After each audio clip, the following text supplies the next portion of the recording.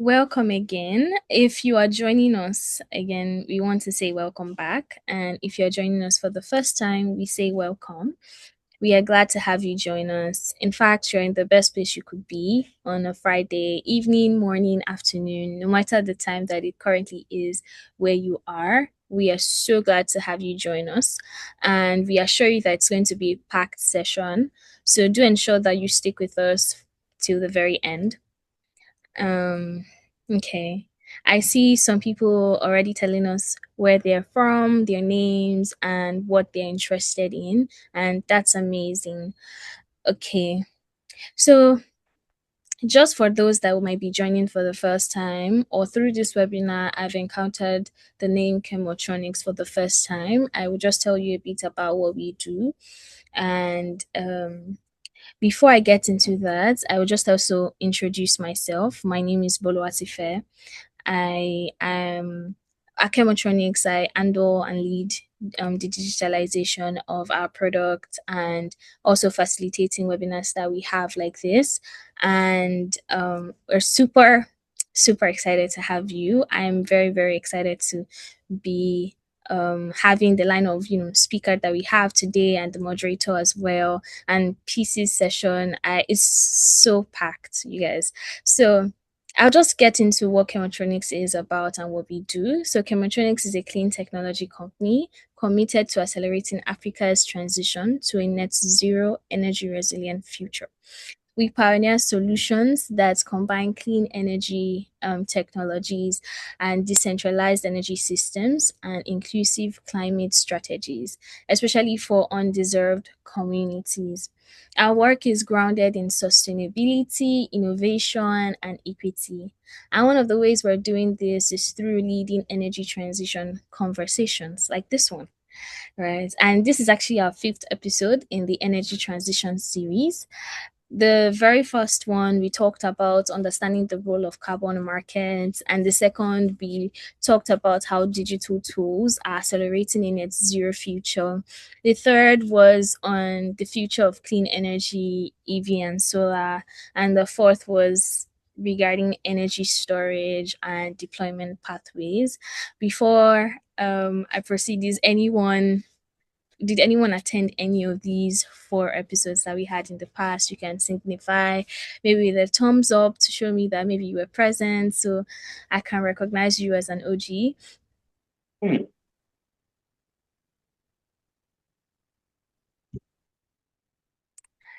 Okay. All right. I see one hand up. That's great. Nice to have you again. And all of these recordings and slides can be found on our website, www.chemotronics.org/webinars. So, yes, now today, we all know why we're here, and the topic being de-risking energy investments.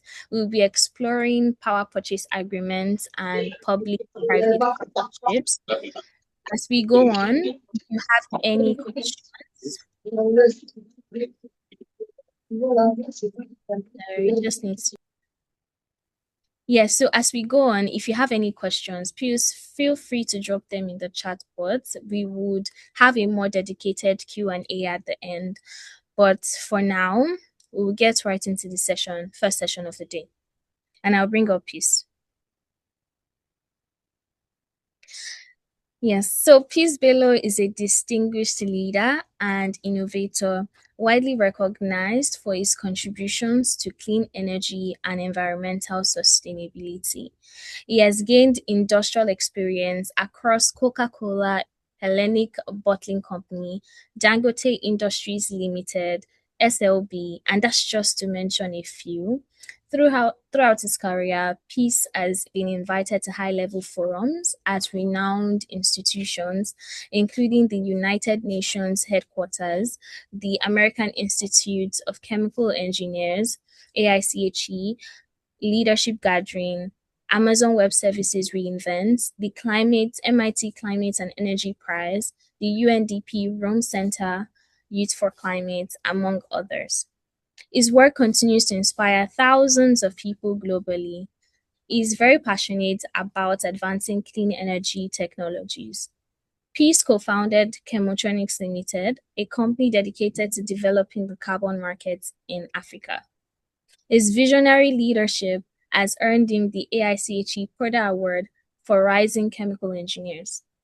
Peace is committed to achieving a sustainable future and believes in the possibility of a just energy transition by 2030.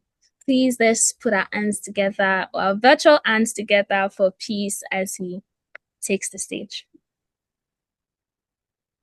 All right. Yeah. Thank you very much, Bolu.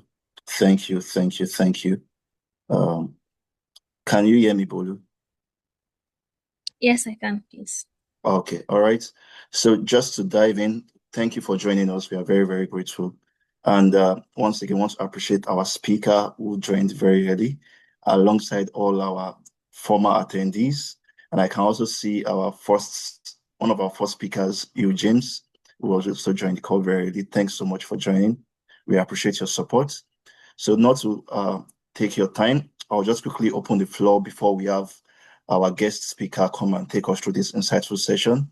Right. So I'm very eager to also learn today because we have a whole lot to explore regarding the Derisking project. Right. So essentially, when it comes to energy investment, it's all about dropping capital to ensure that you see your capital grow. You don't want a situation whereby you provide capital for projects and they can't yield the returns you want. And that's why we want to look at two tools which we believe could help accelerate this, especially in Africa. So we have the power purchase agreements, PPAs, and public-private partnerships, right? So I'll just set the stage for Matthew to come and discuss later. So just to introduce my session, we'll be looking at global landscape and Africa's landscape in terms of energy investments. Also look at the clean energy investment landscape and why it matters to us, especially in Africa. Then we'll look at the current risk and how to de-risk it. We'll talk a little bit on PPAs and PPPs and the way forward before Matthew comes up.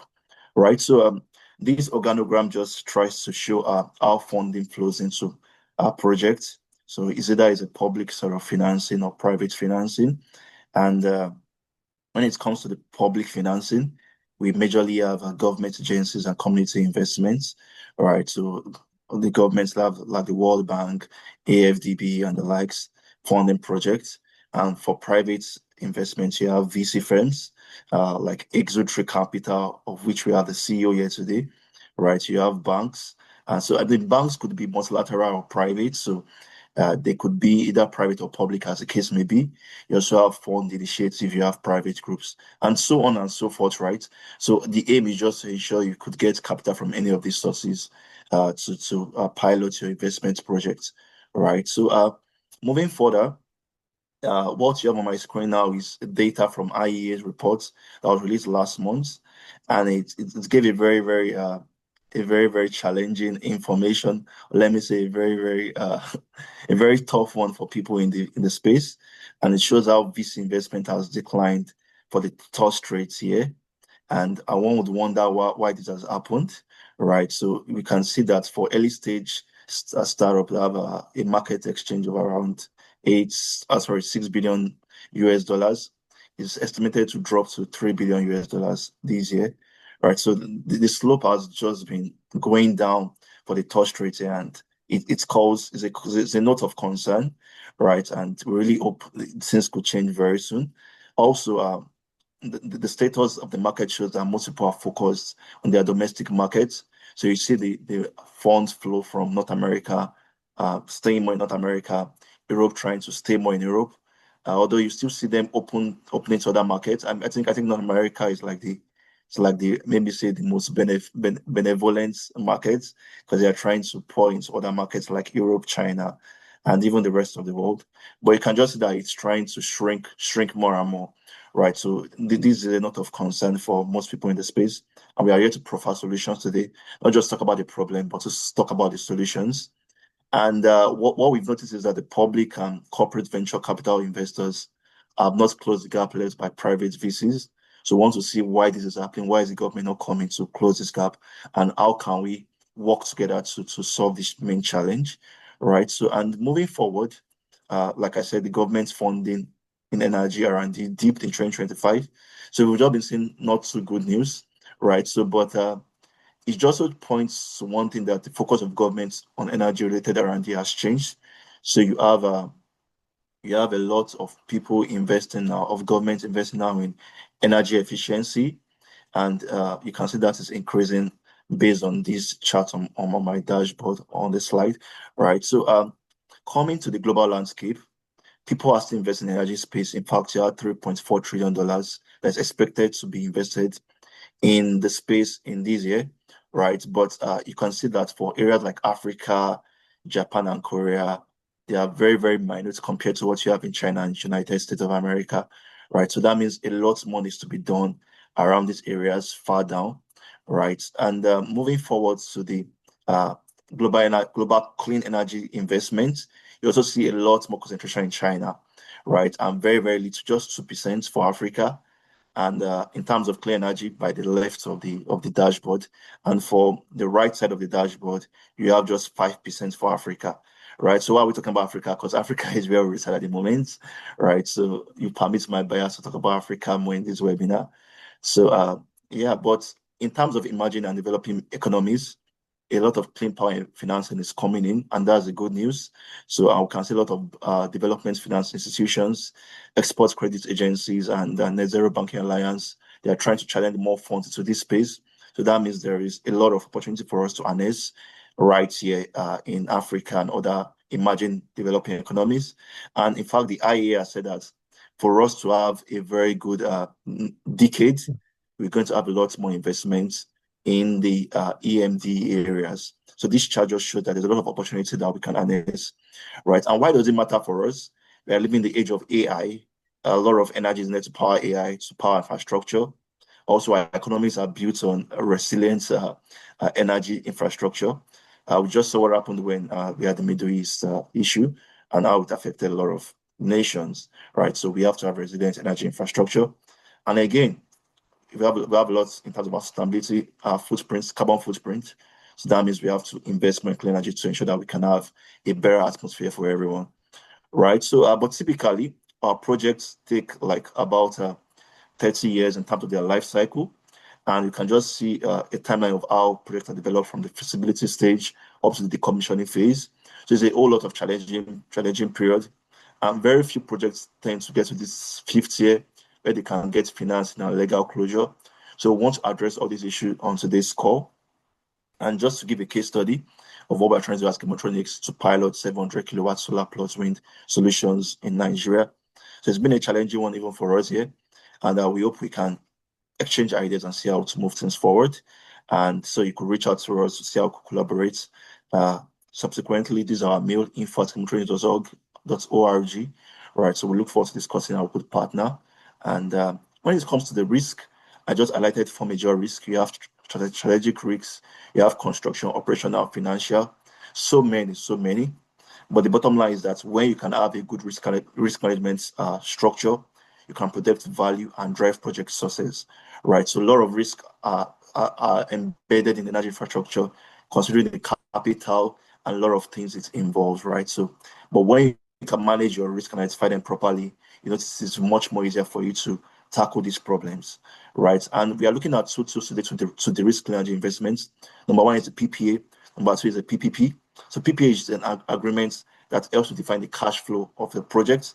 And Matthew will be talking about this and how it's very central to the bankability of projects. And for the PPP, we'll be looking at how we can partner with governments to share risk and responsibilities across the globe, and particularly in Africa, where we currently stay. So for the PPAs, we have to offsite and on-site, right? So, and I know Matthew will do justice more to this in his session. And for the stakeholders, right, you can see there we have a whole lot of ecosystem around renewable PPAs, from the off-takers that buys from the project's company, and you have the system operator, the lenders, regulators. So it's a very, very massive one. And also it defines the bankability ecosystem, because most times you have an SPV, a special vehicle, a special purpose vehicle that serves to channel the projects. Then you have the sponsors, the host government, the central bank, everyone trying to play their part to ensure there's funding for these projects. So it's a very, very massive pipeline, right? But the bottom line is just that we need money to finance these projects. How do we get the money to move these projects forward? And how do we ensure that we have the adequate returns to channel and move them forward, right? So for the PPPs, like I mentioned earlier, we have a lot of partners from the host governments, and you have them signing agreements all around, all around. So it's a very, very massive cycle. And I would not want to bore you much on this because I know Matthew will do justice to this, right? So moving forward, we can see that there are a lot of models for PPPs. You have the design, build, finance, operate, and maintain model, or the BOOT, build, own, operate, transfer model. So these are very spectacular models that you see operating everywhere. And it's just to ensure that we can share risk between government agencies and also private institutions, right? So, what's the way forward? We're looking at how we could have robust policies for stable regulatory environments, probably how we could blend capital and have enough risk guarantees for these projects. And this will call for a lot of partnerships between governments, our universities, financial institutions, and companies. So this is very, very needed. In fact, much more now than ever across the globe. And you could just so check out these materials to see how to explore them. I particularly recommend these last two because they help you to understand power project financing and how to help you to understand power